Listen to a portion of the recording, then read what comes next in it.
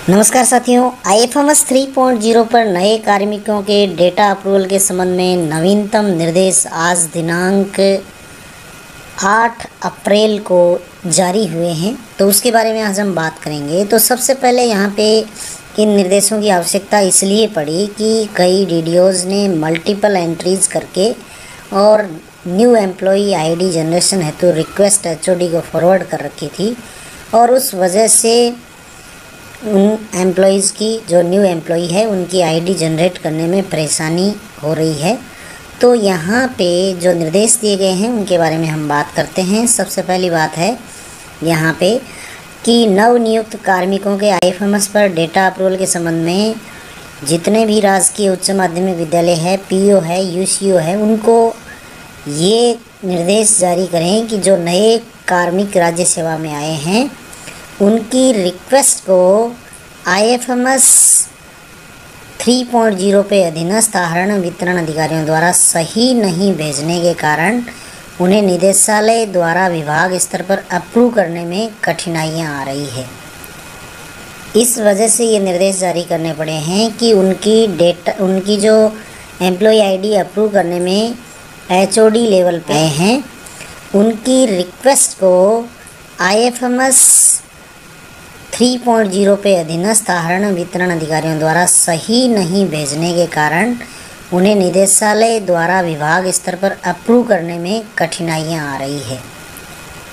इस वजह से ये निर्देश जारी करने पड़े हैं कि उनकी जो एम्प्लॉय ID अप्रूव करने में HOD लेवल पे दिक्कत का सामना करना पड़ रहा है, क्योंकि सेम ही एम्प्लॉय की मल्टीपल एंट्री कर रखी है। तो यहाँ पे एग्जाम्पल दे रखे हैं कि सबसे पहले नंबर पे है कि अधिकतर DDO के द्वारा बार बार नए कार्मिक की एम्प्लॉई ID रिक्वेस्ट जनरेट की जा रही है, जिससे डुप्लिकेट पैन कार्ड और डुप्लिकेट आधार कार्ड या डुप्लिकेट बैंक या डुप्लिकेट जन आधार की एरर शो हो रही है। तो यहाँ पे बार बार सबमिट की गई रिक्वेस्ट को अप्रूव ही नहीं किया जा सकता, उन्हें रिजेक्ट करना पड़ता है और अतः आहरण वितरण अधिकारी बार बार रिक्वेस्ट जनरेट नहीं करे और पूर्व में की गई रिक्वेस्ट का DDO स्तर पर स्टेटस और कार्मिकों की ID चेक करे, क्योंकि अधिकतर कार्मिकों की एम्प्लॉई ID है वो जारी हो चुकी है और बार बार रिक्वेस्ट भेजने से पूर्व सभी रिक्वेस्ट निरस्त करने के बाद ही नई रिक्वेस्ट अप्रूव हो सकती है।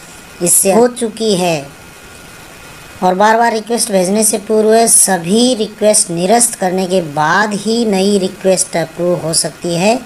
इससे अनावश्यक कार्य बाहर बढ़ता है और उसके बाद ये कार्मिक की ID है वो अप्रूव होती है। इसके अलावा अधिकांश DDO द्वारा रिक्वेस्ट जनरेट कर दी जाती है, लेकिन ये रिक्वेस्ट DDO स्तर पर ही पेंडिंग पड़ी रहती है और करंट असाइनी पर DDO स्टेटस है वो DDO को ही बता रहा है। तो ये स्टेटस आपको चेक करना है, उसमें असाइनिंग HOD लेवल पर शो होना चाहिए। तो ये यहाँ पे मुख्य जो दो बिंदु हमने देखे। अब अगला जो बिंदु है वो ये है कि अधिकतर DDO के द्वारा राज्य से बाहर के जो नए कार्मिक हैं उनके डेटा में स्थायी पता और वर्तमान पता उसकी पूर्ण पूर्ति नहीं की जा रही है, जो कि ज़रूरी है, और उसके बिना ID की रिक्वेस्ट है वो फॉरवर्ड नहीं करें। ये DDO को निर्देशित किया गया है कि उनकी पूरी डिटेल के बिना ID को फॉरवर्ड ना करें। इसके अलावा जो नव नियुक्त कार्मिक हैं उनकी आप ID जनरेशन के लिए रिक्वेस्ट जनरेट कर रहे हैं, तो यहाँ पे आपको ये ध्यान रखना है कि कार्मिक की नियुक्ति का आदेश और कार्यग्रहण रिपोर्ट ये आवश्यक रूप से अपलोड किया जाए, ये इसको आप अनिवार्य माने। और उसके अलावा यहाँ पे कहा गया है कि नए कार्मिक की रिक्वेस्ट में लगाए जाने वाले दस्तावेज़ की जो PDF फाइल है उसको सबमिट करें और फाइल का नाम है वो लंबा नहीं रखें और अपॉइंटमेंट ऑर्डर और अन्य आदेश स्पष्ट से ही अपलोड करें।